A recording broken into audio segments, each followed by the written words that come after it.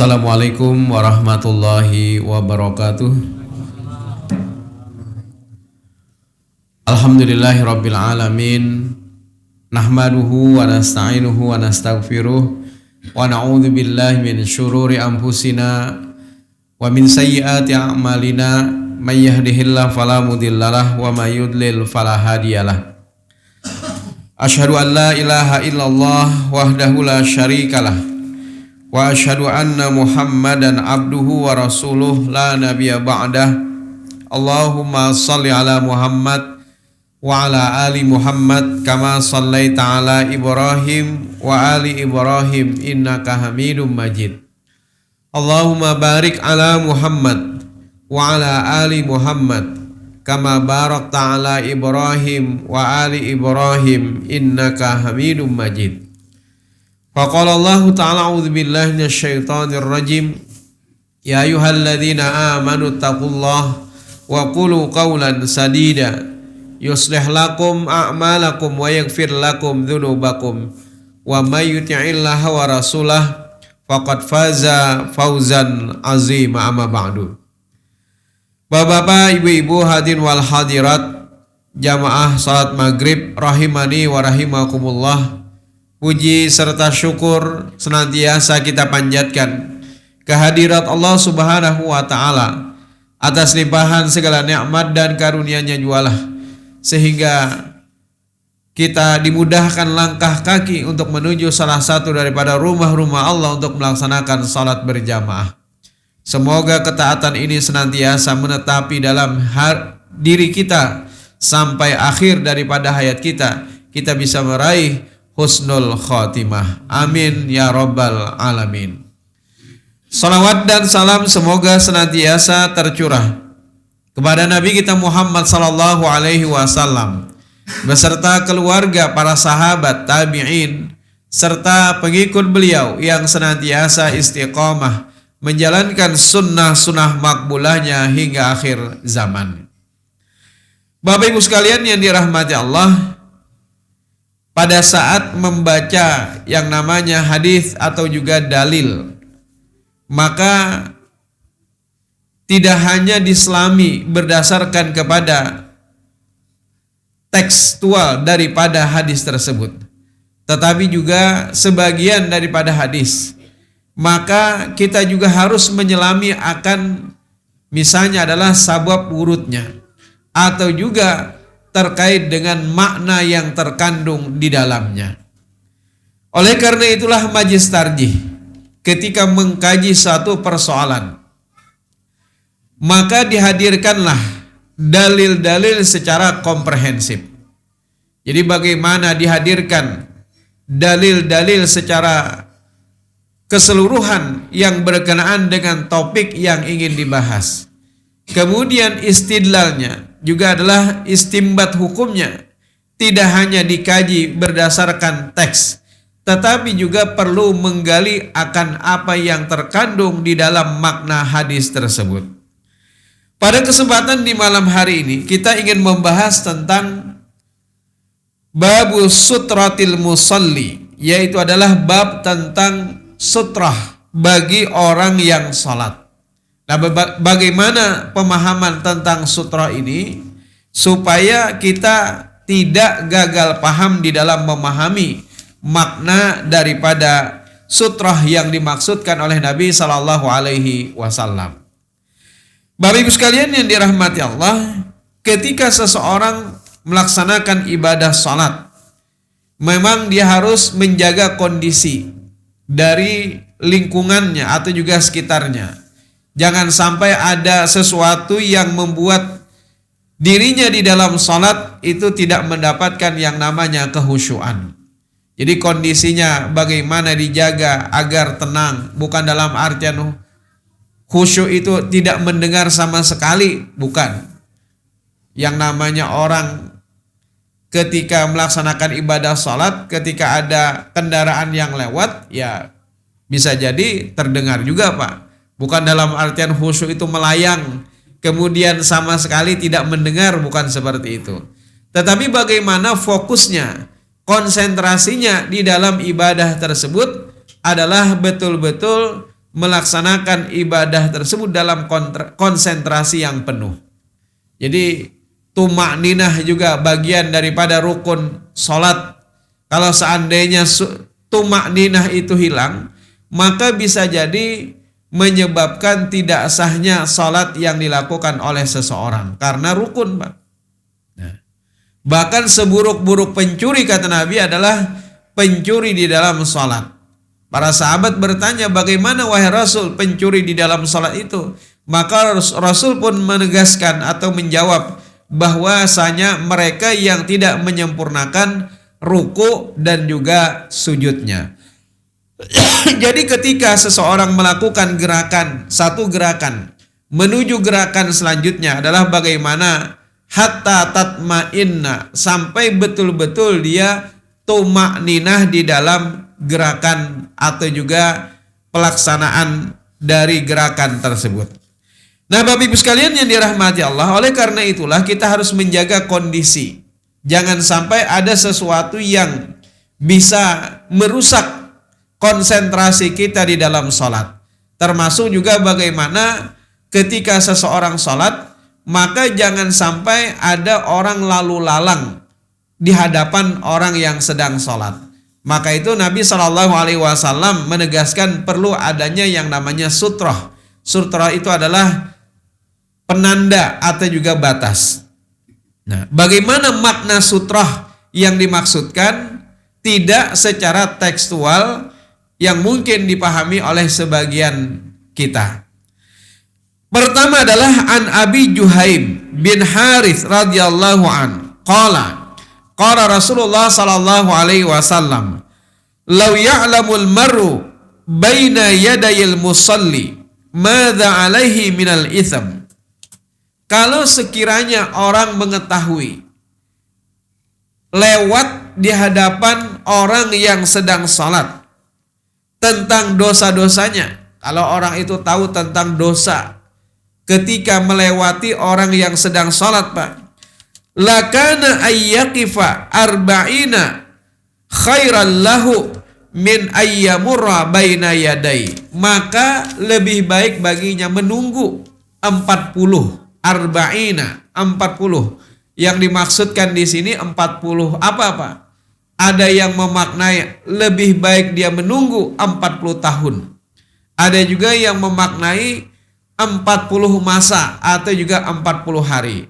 Jadi saking jangan sampai seseorang melewati orang yang sedang sholat, Pak.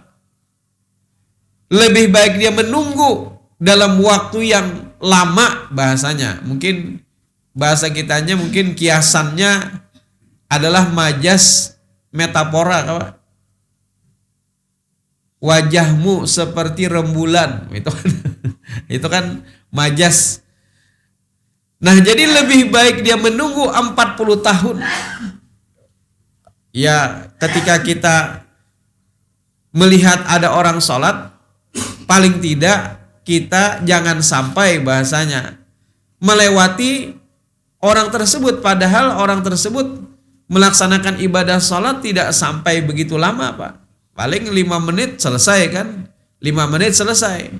Jadi majasnya bahasanya lebih baik dia menunggu 40 tahun, 40 hari atau juga 40 masa dibandingkan dia melewati orang yang sedang sholat. Jadi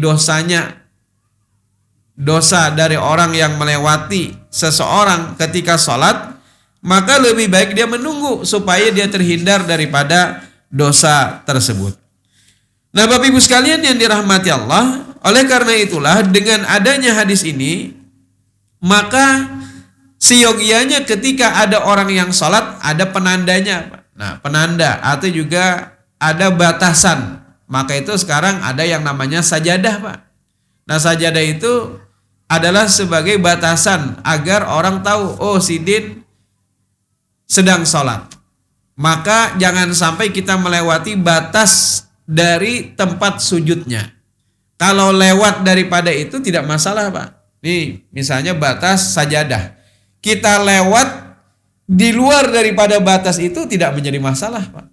Yang jadi masalah itu adalah, atau yang berdosa, kalau kita melewati di depannya atau di bagian daripada tempat sujudnya. Nah, jadi batasan itulah yang disebut dengan sutrah. Nah, Bapak Ibu sekalian yang dirahmati Allah, kemudian selanjutnya di dalam hadis Aisyah, wa an Aisyah taqalat, dari Aisyah ia berkata, su'ilan Nabi sallallahu alaihi wasallam fi ghazwati Tabuk. Nabi pernah ditanya di dalam peperangan Tabuk an sutrah, tentang yang namanya sutrah, sutratil musalli, sutrah bagi orang yang sholat. Faqala, kemudian Nabi pun menjawab, mithlu mu'khiratir rahal, yaitu adalah sejenis dengan sandaran atau pelana kuda. Jadi paling kada ada penanda di hadapannya, walaupun itu adalah seperti pelana kuda. Karena bahari itu Pak, yang banyak ada di sekitar mereka ya pelana kuda. Kalau seandainya bahari kan kededa sajadah Pak, kededa sajadah di zaman Nabi. Bahkan masjid Nabi pun terbuat dari tanah. Terbuat dari tanah. Nah, maka kondisinya sekarang sudah berbeda. Alhamdulillah di masjid kita sudah ada tehel sebagai alas, kemudian dilapisi lagi dengan karpet misalnya sebagai bagian daripada sajadahnya.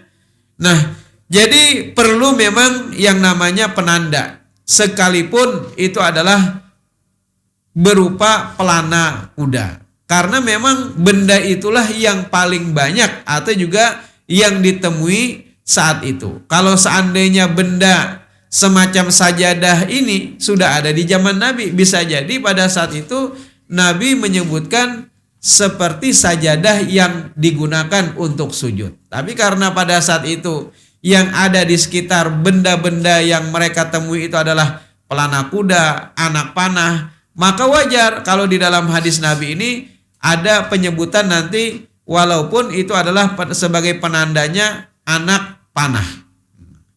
Wah, ini kayak apa lagi Pak yang menandai amun anak panah masing-masing pian hendak berperang. Jadi jangan terlalu tekstual di dalam memahami akan apa yang disebutkan di dalam lafaz hadis. Yang penting sebenarnya adalah penanda supaya orang tidak melewati seseorang yang sedang sholat. Akhrajahu Muslim, diriwayatkan oleh Imam Muslim. Kemudian wa'an Sabrah bin Ma'bad al-Juhani qala Rasulullah sallallahu alaihi wasallam liyastatir ahadukum, hendaknya salah seorang di antara kalian membuat yang namanya sutrah fi shalah, ketika dia di dalam salat, maksudnya ketika dia mau mengerjakan ibadah salat, walau bisahmin, walaupun hanya sebatang dengan sebatang anak panah. Karena memang benda itu yang paling banyak ketika itu kan, mana-mana anak panah. Nah, itulah yang akhirnya kenapa di dalam banyak riwayat menyebutkan yang namanya sutrah itu adalah berupa benda-benda yang memang disebutkan anak panah, kemudian sandaran atau pelana kuda dan lain-lain. Akhrajahul Hakim, diriwayatkan oleh Imam Hakim. Kemudian wan Abi Dzar Al-Ghifari radhiyallahu an qala Rasulullah sallallahu alaihi wasallam yaqta'u salatar rajuli al-muslim idza lam yakun baina yadayhi mithlu mu'khiratir rahal. Salat seseorang itu akan terputus, Pak. Akan terputus, maksudnya rusak. Kalau seandainya dia tidak meletakkan yang namanya pelana kuda sebagai penanda atau juga sutrah ketika dia salat. Karena akan terputus oleh siapa yang lewat? Pertama adalah al-mar'ah, perempuan. Yang kedua adalah wal himar, yang kedua adalah keledai. Yang ketiga adalah wal kalbul aswad, yaitu adalah anjing yang hitam. Nah, jadi kalau misalnya kita sholat, Pak, kemudian ada yang lewat, maka itu bisa merusak sholat kita, Pak. Yaktok, terputus bisa jadi sholat kita gara-gara ada sesuatu yang lewat. Pertama adalah perempuan. Nah ini Pak, bagaimana cara memaknainya? Yang kedua adalah keledai. Yang ketiga adalah anjing hitam. Pertama perempuan dulu. Apakah hanya perempuan saja ketika dia melewati orang sholat maka terputus sholat kita? Kalau kita hanya mengatakan di dalam hadis ini memang menyebutkan perempuan, Pak. Tetapi apakah hanya perempuan lalu membuat sholat kita rusak? Sebagaimana juga misalnya idza matal insan in qata amaluhu illa min salasin. Apabila anak manusia itu meninggal dunia, maka terputus semua amalnya kecuali 3 hal. Pertama apa? Amal jariah, itu pertama. Yang kedua adalah ilmu yang bermanfaat. Yang ketiga adalah awaladin soleh, atau juga anak soleh. Kalau kita hanya mengartikan anak soleh saja, Pak, berarti ini menafikan anak solehah. Ya kan? Berarti tidak adil Islam itu kalau seandainya hanya anak yang soleh saja. Sementara kita juga punya anak perempuan. Nah, di sini sebenarnya pemahamannya bukan hanya anak laki-laki, tetapi juga masuk dalam cakupan hadis ini juga adalah anak perempuan yang solehah. Jadi kalau misalnya kita memiliki anak yang soleh, termasuk juga anak yang solehah, yang mendoakan kepada kita orang tua, maka itu akan menjadi amal yang terus-menerus mengalir untuk kita pahalanya. Nah, Bapak Ibu sekalian yang dirahmati Allah, begitu juga di dalam hadis ini. Kalau kita hanya memaknai perempuan saja apabila lewat dari orang yang sholat, maka terputus. Nanti dibilang oleh orang-orang yang mereka mengatakan berarti Islam itu tidak adil.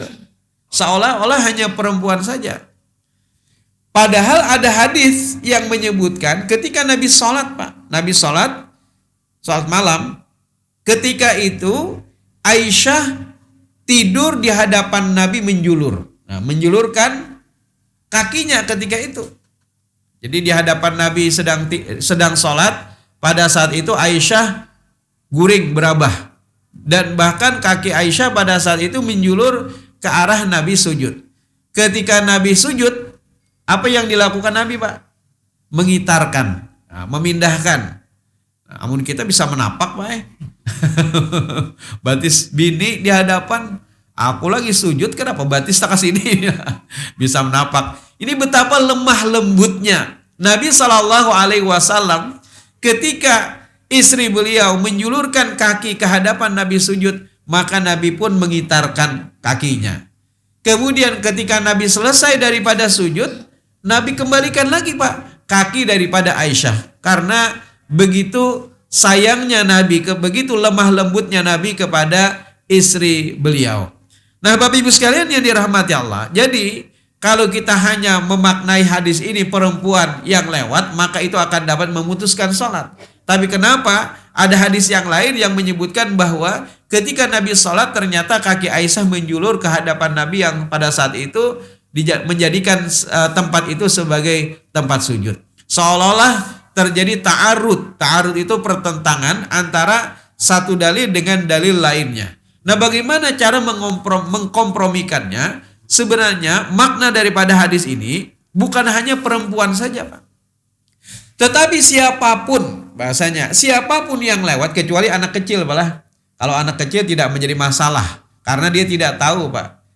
Misalnya ketika kita lagi sholat berjamaah lalu anak kecil putar-putar misalnya, maka itu tidak menjadi masalah. Insya Allah itu tidak memutuskan sholat kita.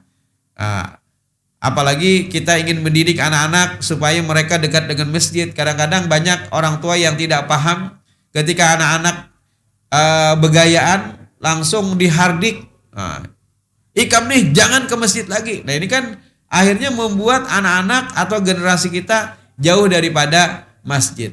Sekali dua kali itu biasa. Mungkin kita berikan pemahaman kepada orang tuanya saja. Ketika mereka mengajak anak-anak ke masjid atau ke musala, maka hendaknya didampingi. Supaya apa? Supaya ketika mereka juga ikut sholat, itu tidak mengganggu para orang tua. Selesai daripada sholat, silakan mereka bermain-main dan segala macamnya. Karena kita ingin anak-anak juga hadir ke masjid agar hati mereka ini terikat dengan yang namanya masjid.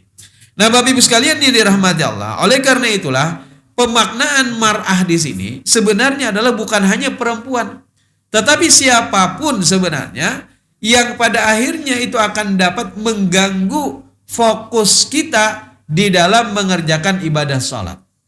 Jadi jangan sampai ada seseorang yang lewat, baik, mau dia laki-laki ataupun dia perempuan.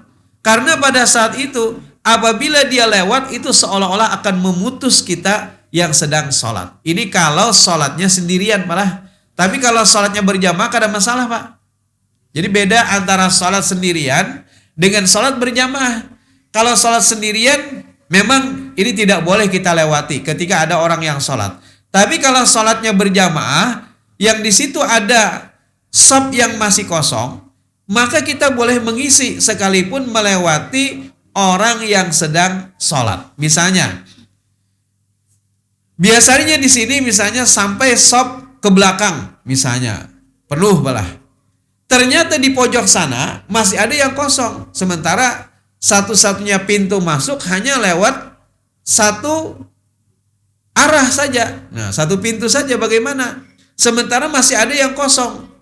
Kalau seandainya kita biarkan kosong, maka ini akan merusak yang namanya shaf kita. Nah, kalau sholatnya berjamaah, maka tidak mengapa, Pak, kita melewati orang yang sedang sholat untuk mengisi shaf-shaf yang masih kosong. Atau sebaliknya, misalnya ketika ada di antara kita sedang sholat, shaf pertama, kedua, ataupun pokoknya yang bagian depan lah, ternyata kita kentut, misalnya, atau kada bunyi, misalnya, hendak ditarusakan, kada boleh, Pak. Karena apa? Karena sudah batal. Ini jangan supan, timbul ditarusakan sidin sampai salam. Jadi dia harus membatalkan sholatnya karena apa? Karena kentutnya. Nah, bapak-bapak, ibu sekalian yang dirahmati Allah, ketika itu apakah dia hanya diam karena dia batal? Ada sebagian orang yang mungkin dia tidak berani keluar karena apa? Penuh jamaah. Kayak apa Jasidin cara keluarnya? Apakah saya harus melangkahi orang yang sedang sholat? Nah, dalam hal ini dia jangan sampai pertama adalah ikut-ikutan sholat karena sudah batal. Yang kedua, dia juga tidak boleh hanya berdiam di tempat. Misalnya menunggu sampai selesai. Itu juga jangan, Pak. Karena apa? Akhirnya terputus shafnya gara-gara dia masih berada di tempat. Dia harus keluar untuk mengambil air wudhu. Nah, maka ketika dia ingin mengambil air wudhu, dia boleh keluar walaupun melalui shaf-shaf yang ada. Silahkan dia keluar, Pak. Pian jangan coba-coba menahan sidin, Pak. Kalau pian misalnya, nah ketika sidin hendak lewat, wah ditahan pian. Nah ini, Mbak itu sidin. Kenapa pian menahan? Aku hendak wudhu aja sidin. Nah itu, jadi keliru, Pak. Jadi boleh saja pada saat itu dia keluar. Mau keluarnya lewat samping, mau keluarnya lewat belakang, mana yang memang mudah baginya. Kalau menurut tarjih, daripada melewati banyak orang, kalau lewat samping itu kan banyak yang dilangkahi. Tapi kalau lewat samping, lewat belakang itu lebih mudah. Maka tarjih memilih lebih baik dia melewati bagian daripada samping-samping shaf yang ada. Kemudian dia keluar pada bagian belakang. Itu kalau memang memungkinkan ada pintu dari belakang. Tapi kalau misalnya pintu belakang juga tidak ada, ya mau tidak mau dia harus dari samping keluarnya. Nah, ketika itu dia pasti melewati orang yang sedang sholat. Maka hukumnya jikalau yang seperti itu dalam tata cara sholat berjamaah, hukumnya adalah diperbolehkan. Termasuk juga tadi ketika ada shaf yang kosong lalu kita lewat. Cuma ya kita lewatnya dengan sopan juga, Pak. Mentang-mentang boleh lalu pian bekacak pinggang lewat misalnya, itu malah menantang itu ngarannya. Jadi walaupun hukumnya boleh, Pak, melewati sholat berjamaah ketika memang masih ada shaf yang kosong, tetapi kita juga harus dalam artian sopan ketika melewatinya. Ya kalau memang masih ada tempat yang memungkinkan bagi kita lewat, yang di situ mungkin tidak melewati orang yang sholat, maka lebih baik kita memilih bagian yang belum ada orang sholat untuk kita lewati. Tapi kalau memang tidak ada satu-satunya celah lagi, terpaksa kita harus melewati orang yang sedang sholat, maka kalau sholat itu berjamaah, hukumnya adalah diperbolehkan. Yang kada boleh itu kalau melewati imam, baik. Misalnya sholat berjamaah, ada kosong di sana, sekalinya pian masuk dari situ melewati imam. Lagian buat apa juga melewati imam? Jadi kalau sholat itu berjamaah, yang dilarang adalah kalau kita melewati imam, Pak. Nah itu baru dilarang. Nah berbeda dengan sholat berjamaah, kalau sholat sendirian maka hukumnya dilarang tadi. Lebih baik dia menunggu. Kalau dia tahu tentang dosa melewati orang yang sedang sholat, maka lebih baik dia menunggu 40 tahun atau juga 40 masa atau juga 40 hari. Dibandingkan dia melewati orang yang sedang sholat. Nah ini kalau sholatnya sendirian. Maka disinilah perlu yang namanya sutroh atau juga penanda. Nah Bapak Ibu sekalian yang dirahmati Allah, kemudian yang kedua adalah himar. Himar juga demikian, Pak. Jadi kenapa di dalam hadis ini disebutkan himar? Nah ini konotasi himar ini memang binatang yang dikonotasikan jelek, biasanya negatif. Seburuk-buruk suara adalah suaranya keledai. Nah, rupanya Pak, keledai ini hewan yang paling jelek bahasanya, paling negatif dikonotasikan. Nah kemudian juga himar ini paling kali Pak, paling kali diburu. Nah, paling kali diburu. Kalau hewan lain itu kan kita bahasa kibasakan tangan kan, itu sudah berjauh. Ayam misalnya ada di hadapan kita sholat, lalu tapi kalau himar itu sulit Pak. Sehingga kenapa di dalam hadis ini disebutkan himar. Nah jadi himar ini khawatirnya ketika kita sholat kemudian dia mengganggu, kita juga ketika mengusir, itu sangat sulit untuk menjauh daripada kita. Sampai-sampai misalnya dikhawatirkan dia akan buang air atau juga buang kotoran di tempat kita sholat. Walaupun sebenarnya ada sebuah riwayat yang menyebutkan ketika Nabi dan para sahabat sedang sholat, ada salah seorang yang ketika itu membawa himar Pak. Ikut sholat kemudian dia letakkan himarnya. Dan himar itu pun berjalan ke sana kemari. Dan Nabi serta para sahabat tetap mengerjakan yang namanya sholat. Jadi sebenarnya makna himar di sini adalah karena himar adalah hewan yang paling sulit untuk kita jauhkan ketika bisa mengganggu kita di dalam sholat. Kemudian wal kalbul aswad, di dalam hadis lain disebutkan al kalbul aswad itu adalah syaitan. Jadi yang namanya anjing hitam itu adalah penjelmaan daripada syaitan. Tapi tidak semuanya adalah bahwa yang namanya anjing hitam itu syaitan. Maksudnya adalah syaitan itu sering mewaswis kita di dalam sholat. Ya ini maka itu orang yang sholat orang yang melewati orang sholat itu kan nanti ada hadis yang menyebutkan itu adalah bagian daripada syaitan. Nah Bapak Ibu sekalian yang dirahmati Allah, kemudian selanjutnya adalah Wa'an Abi Sa'id Al-Khudri radhiyallahu an qala Rasulullah sallallahu alaihi wasallam idza shalla ahadukum ila syai', apabila salah seorang di antara kalian salat maka yasturhu minan nas, hendaknya dia menjadikan ada sesuatu sutrah agar menghindari daripada manusia. Fa'arada ahadun ayajtaza baina yadaihi falyadfa'hu. Kalau seandainya ada seseorang yang melewatinya ketika itu, maka hendaknya dia menahan, Pak. Jadi kalau bisa, ketika misalnya kita sudah meletakkan sutroh atau penanda, rupanya ada orang yang melewati kita sedang sholat, maka hendaknya kita tahan. Hendaknya kita tahan, Pak. Tahan dengan menggunakan tangan kita. Tahan aja, Pak. Dengan menggunakan tangan supaya orang tadi tidak jadi lewat di hadapan kita yang sedang sholat. Jadi hendaknya falyadfa'hu. Fa'in aba, kalau seandainya dia tidak mau juga, memaksa dia. Ini misalnya kita tadi sudah menahan kayak ini, malah ternyata dia tetap memaksa untuk lewat. Falyuqatilhu, maka hendaknya apa, Pak? Qatala yuqatil itu secara bahasa memang artinya membunuh, Pak. Qatala yuqatilu. Tapi berbahaya kalau seandainya kita memaknai hadis ini secara tekstual. Artinya adalah bunuh. Wah, bahaya Pak. Timbul gara-gara hanya lewat orang sholat lalu bunuh-bunuhan. Na'udzubillah. Jadi na'udzubillah kalau kita salah mengartikan hadis ini dengan makna tekstual. Bahaya Pak kalau misalnya gara-gara hanya lewat lalu dibunuh. Na'udzubillah. Padahal masjid adalah tempat sholat. Masa gara-gara itu lalu terjadi bunuh-bunuhan. Jadi tidak bisa kita memaknai hadis itu secara tekstual. Bahaya kalau seandainya kita memaknai dengan tekstual.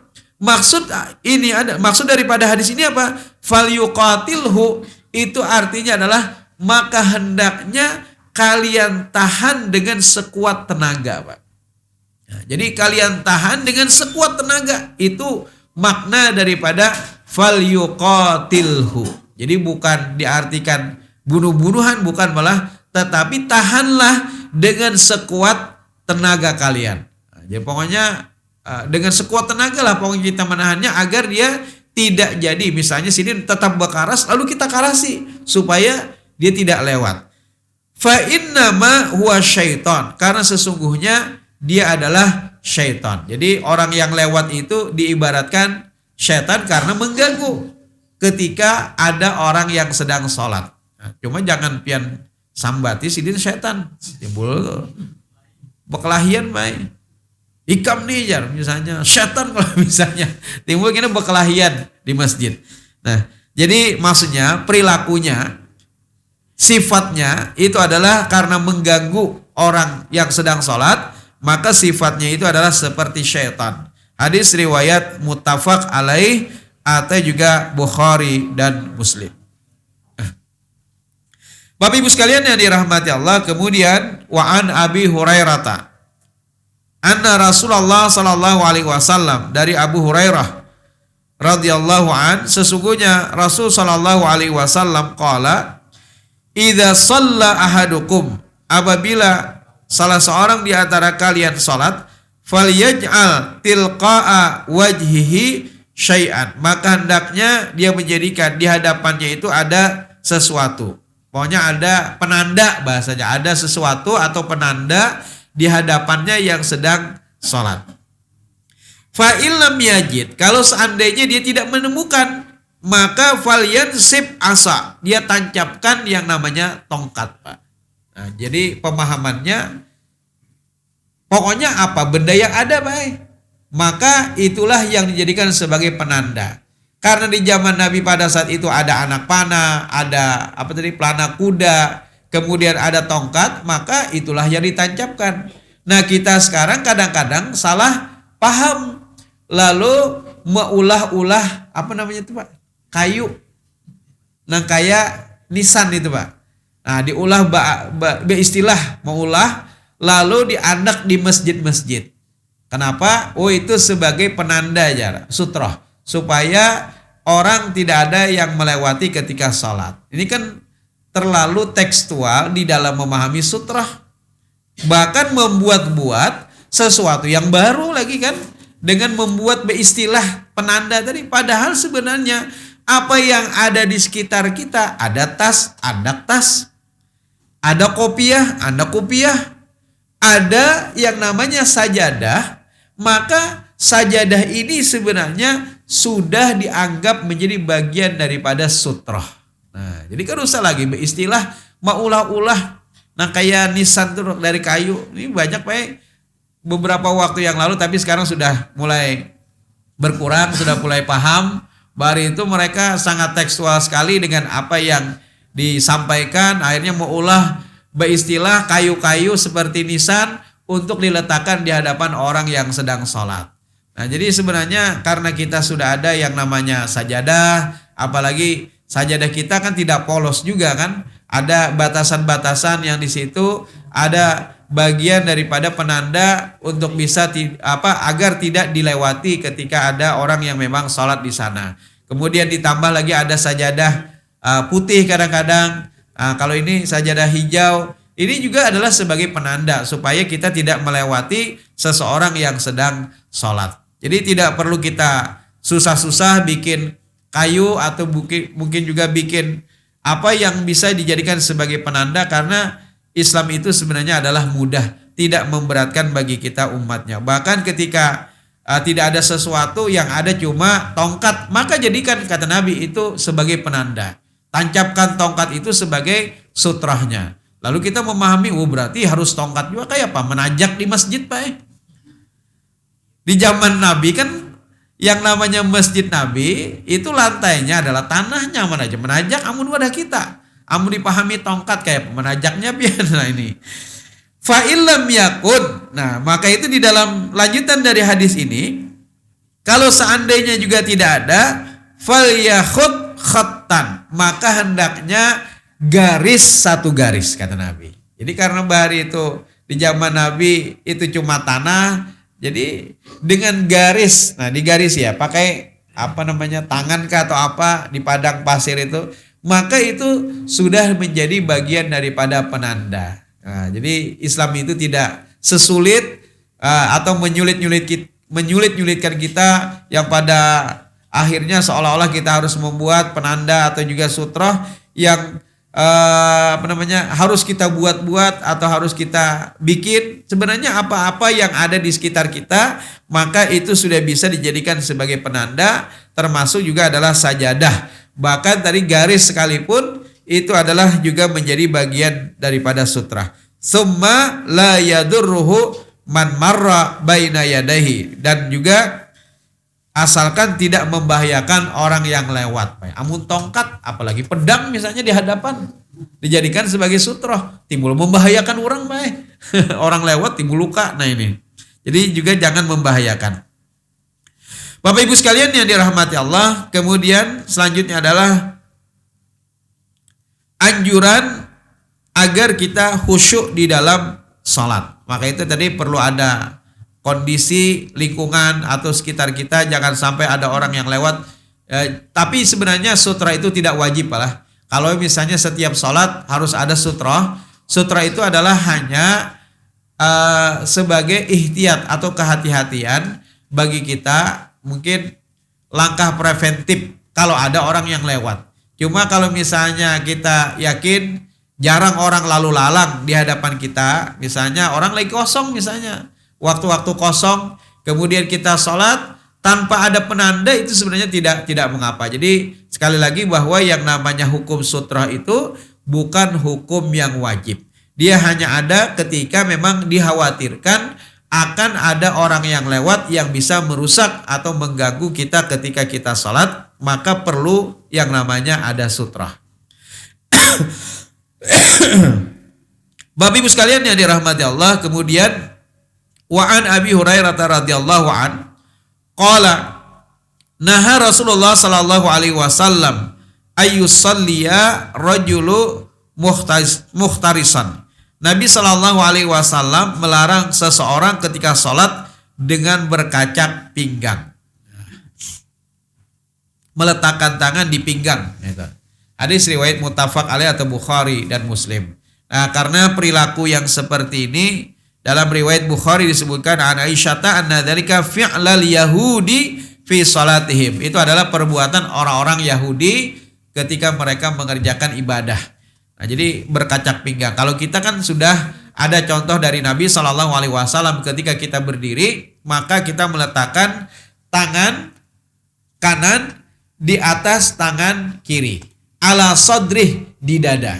Nah, jadi kita meletakkannya di dada ketika kita berada atau berdiri di dalam sholat. Jadi meletakkan pertama adalah di atas punggung tangan, kemudian pergelangan sama pergelangan, kemudian setelah itu telapak tangan kanan berada pada hasta tangan kiri.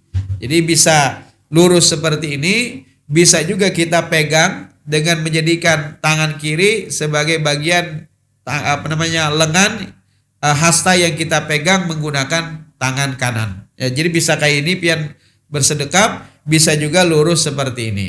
Atau bisa juga ketika kita sholat, di dalam riwayat yang lain disebutkan meletakkan punggung tangan kanan di atas punggung tangan kiri. Jadi boleh seperti ini, boleh juga seperti ini. Ala sadrih, di dada, bukan di atas dada, Pak. Nah, kalau di sini di atas dada namanya. Di dada itu adalah di pertengahan. Ini namanya ala sadri. Tidak juga di bawah pusat. Namun di bawah pusat itu namanya nyantai. Mandor sedang mengawasi gawian. Nah ini santai. Nah ini bukan salat. Jadi itulah yang dicontohkan oleh Nabi SAW kepada kita umat Islam di dalam salat yang berbeda dengan orang-orang Yahudi. Nah Bapak Ibu sekalian yang dirahmati Allah, kemudian wa an Anasin radhiyallahu anna Rasulullah sallallahu alaihi wasallam qala, sesungguhnya Rasul sallallahu alaihi wasallam pernah bersabda, idza quddimal asya fabda'u bihi qabla an tusallul maghriba. Apabila hidangan makan malam itu sudah dipersiapkan, fabda'u, maka mulailah. Maksudnya makanlah dulu. Jadi lebih baik sholat keingatan makan atau makan keingatan sholat, Pak? Lebih baik makan keingatan sholat loh, Pak, dibandingkan kita sholat keingatan makan, Pak. Nah, karena kalau kita keingatan makan kadang khusyuk lagi. Jadi fabda'u bihi, maka mulailah dengan santapan, makan dulu. Ya makan dulu, nikmati. Qabla antusallul maghriba, sebelum kalian salat maghrib. Misalnya termasuk juga ketika berbuka puasa misalnya, ini sudah ada hidangan, makan. Cuma jangan juga tadi kelebihan malah timbul tersandar aja lagi karena kau lagi salat sidin. Nah, jadi selama kita tidak berlebih-lebihan ketika makan. Jadi makanlah dulu sebelum kita mengerjakan yang namanya ibadah salat. Kecuali kalau makanannya belum terhidangkan, baik. Masak dulu jar, itu kada kawa Pak. Itu kada kawa. Jadi kita melihat kondisi dan situasi, apabila memang makanan sudah tersedia maka lebih baik kita makan dulu. Kecuali kalau memang belum tersedia, ya tentu ibadah salat itu lebih kita dahulukan atau lebih kita utamakan terlebih dahulu. Hadis riwayat muttafaq alaih atau Bukhari dan Muslim. Nah ini juga bagian daripada sesuatu yang bisa membuat kita khusyuk di dalam sholat, atau juga bahkan sebaliknya bisa mengganggu. Kalau misalnya perut keroncongan kan bisa mengganggu, Pak. Atau ketika mengantuk juga guring aja dulu, Pak. Guring. Ketika mengantuk badan misalnya, daripada melayang-layang, ini berapa rakaat sudah? Sudahkah tadi sujud atau belum? Maka tidurlah dulu. Tidur, setelah itu sholatlah. Nah, ini dalam waktu yang memang masih ada, maksudnya masih lama waktunya. Bukan dalam artian kita menunda-nunda sholat, tetapi itu juga adalah bagian daripada menjaga kondisi kita di dalam sholat agar kita bisa mendapatkan kehusyuan di dalam sholat kita. Ini mungkin yang bisa saya sampaikan karena waktu juga. Demikian, subhanakallahumma wa bihamdika asyhadu an la ilaha illa anta astaghfiruka wa atubu ilaik. Wassalamualaikum warahmatullahi wabarakatuh.